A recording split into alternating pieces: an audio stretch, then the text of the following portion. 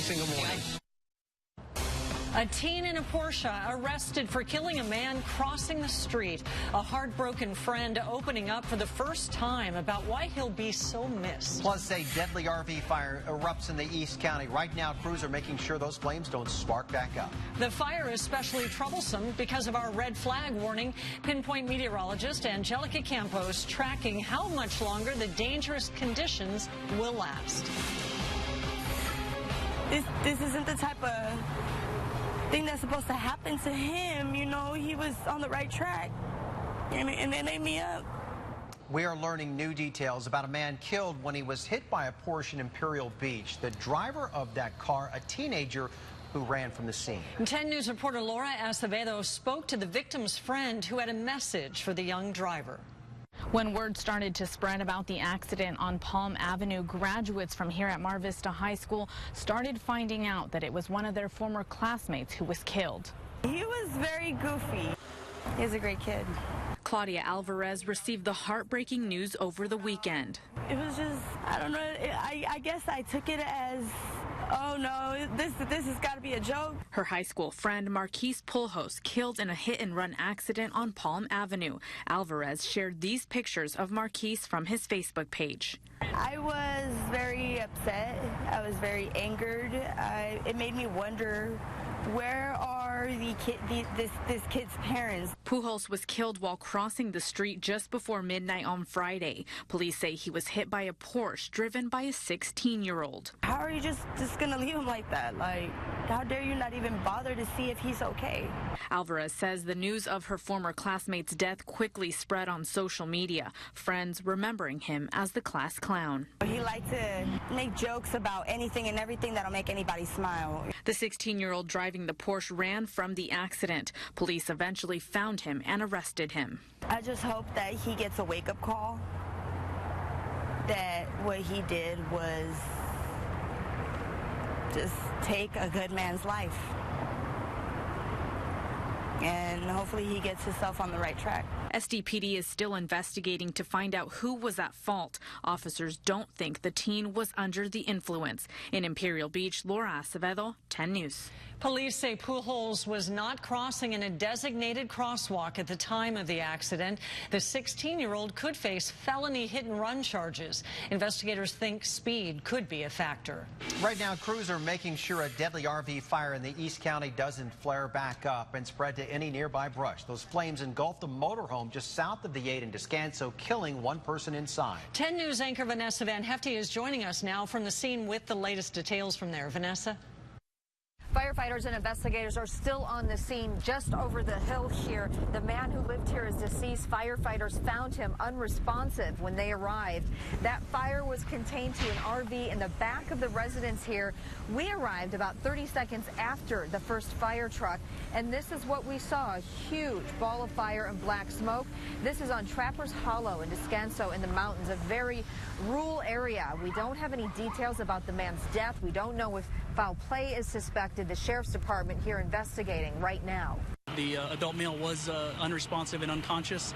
They did initiate CPR while one person from the fire engine, the first arriving engine company, initiated an attack on the fire to keep it from spreading to the exposures, in this case a garage and the vegetation in the area of the fire. And we are in a red flag warning right now when this call came out, so CAL FIRE really throwing everything they had to stop the spread. We are dealing with the heat, the humidity, and you can see the winds still very gusty. So this really had the potential to get out of control quickly, but crews got on this and they knocked it out very fast. Vanessa Van Hefty, 10 News. And as Vanessa said, the flames were especially dangerous because of our red flag warning. We're dealing with high winds and record-setting heat. Our meteorologist Angelica Campos is here to tell us how long this red flag warning is going to last. Yeah, it continues for another hour or so, but there's a few elements with this red flag warning that could still be a concern as we go into tomorrow. So the main one has been the fact that temperatures have been soaring, and also the winds at any time when they start speeding up, especially especially when we have a red flag warning. It could take a fire and spread it and make it much, much larger, but thankfully our firefighters did their best today. The winds are still howling at 27 miles per hour in Alpine, 21 miles per hour in Ramona, and 22 in Julian. Temperatures right now are cooling down, back down to 70 degrees in Alpine and about 76 degrees in El Cajon. We did break records today. We had a lot of different areas make it well into the 80s and even tap into the 90s. I'll pinpoint which areas broke records. I'll have the list for you in a bit. Angelica, thank you. For real-time weather conditions where you live, be sure to download our free 10 News app. We sent this alert about the red flag warning earlier this afternoon. Make sure you go to settings and enable the push alerts. Knowing that I got shot in the chest, I thought that I was going to die, and I knew I'd have at least a minute to live. A sheriff's deputy speaking in court for the first time about getting shot after a concert at Petco Park. Jason Philbott had just left a Metallica show last August when his brothers got into an argument with Ray Patuau on 6th Island. Well, Philbott says Patuau pointed a gun at his brother, and when the off-duty deputy tried grabbing it, he was shot 3 times. An innocent bystander was shot as well. Patuau could face life in prison if convicted of all charges. A man is dead after slamming his truck into a building in El Cajon. Police say that he lost control at Cuyamaca, jumped the curb, knocked down a tree, and then slammed into the wall of a window tinting business. The impact sent landscaping equipment, including 2 lawnmowers, flying out of the truck. The office on the other side of that wall has been red tagged by the city now. It's unclear what caused the driver to lose control, but it's possible that he had a medical condition. Coming up tonight on 10 News at 7, you're going to hear from a woman who walked outside minutes before the truck barreled into that building. A driver went the wrong way on 3 different freeways before crashing near Naval Base San Diego today. Somebody first reported the 75-year-old driver going south in the northbound lanes of 125 near Hamishaw. That was just after 11 o'clock. The driver then started going west in the eastbound lanes of the 54. After going through Bay Terraces, Bonita, and National City, the driver merged onto the 5 going north in the southbound lanes. The driver tried making a U-turn near the 5 in the 15 interchange, but crashed into an oncoming SUV. 2 children were hurt and taken to Rady Children's Hospital with minor injuries. The DMV is reevaluating the wrong-way driver's license. A big rig fire briefly shut down the 805 north at Bonita today. Smoke and flames started coming out of the top of that truck just after 10 this morning. So CHP shut down the lanes and issued a SIG alert while fire crews put out the flames. No one was hurt and no word yet on what started the fire. Also, a family in Encanto woke up to find 2 of their cars on fire early this morning. One of the family members used a hose to try and put it out. It happened at the home near Tule and Oriole. Investigators are now looking into how those flames started, but luckily no one was hurt there either. San Diego council members are demanding the shores off our coast be taken off a list of oil drilling sites. Earlier this month, the waters off San Diego were selected as part of the Department of Interior's plan to expand offshore drilling. Today, council members David Alvarez, Barbara Bry, and Lori Zaff joined environmental leaders to fight the plan. Drilling has been banned off our coast since a major oil spill in Santa Barbara in 1969. San Diego City Council member Lori Zaff tells 10 News the president's decision is bad for our area. I don't believe like the federal government can just come in and hurt our coastline, hurt our tourism, hurt our military, and potentially hurt our waters. In a statement, the CEO of the California Independent Petroleum Association says they are in support of increased offshore drilling with the existing platforms in the Pacific Ocean.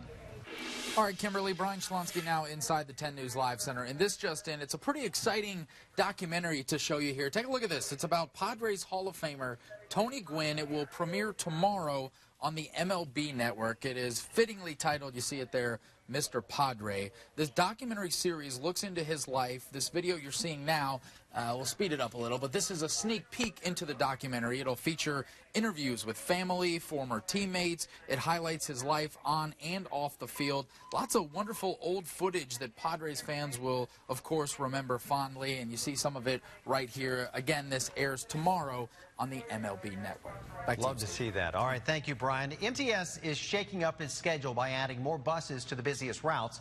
They're paying for the buses by moving $2 million per year from the capital budget to operations.